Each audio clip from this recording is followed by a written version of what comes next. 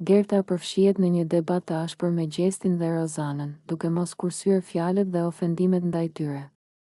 E irrituar nga situata dhe nga mënyra se si ata sillen në shtëpi, ajo nuk përmbahet dhe i akuzon se janë të papjekur dhe se nuk bëjnë asgjë tjetër përveç se krijojnë aleanca për të manipuluar lojën.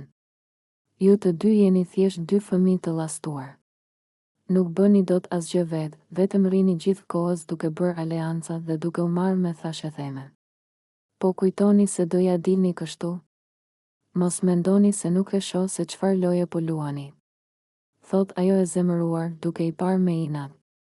Gjesti, i cili nuk është mësuar të qëndrojë në heshtje, i përgjigjet me një buzëqeshje ironike. Gerta, mos e ke nga inati që nuk je pjesë e asnjë aleance. Po të doje, mund të ishe edhe ti me ne, por ja që nuk të donte njeri. Rozana, e cila nuk e duron dot tonin e ashpër të Gertës, ndërhyn menjëherë. E di çfarë, Gerta? Ti flet sikur je ndonjë e fortë, por në fakt je vetëm një llafazane që di të bërtas dhe asgjë më shumë.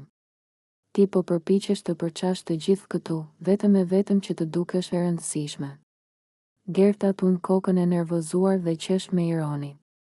Unë të paktën nuk bëj sikur jam e sinqert ndërsa thur plane pas shpine.